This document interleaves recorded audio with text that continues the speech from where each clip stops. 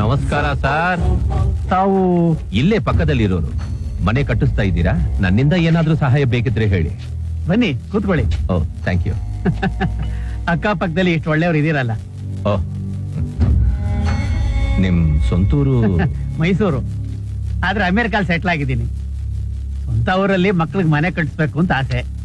ಅದಕ್ಕೆ ನಾನ್ ಮಾತ್ರ ಇಲ್ಲಿದ್ದು ಮನೆ ಕಟ್ಟಿಸ್ತಾ ಇದ್ದೀನಿ.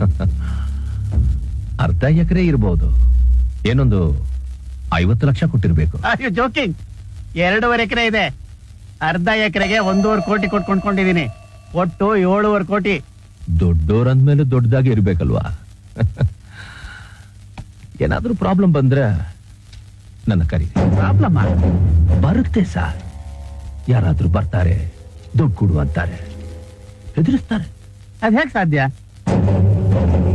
ಬರ್ತಾರಯ್ಯ. ಯಾರು ಬರಕ್ ಸಾಧ್ಯ?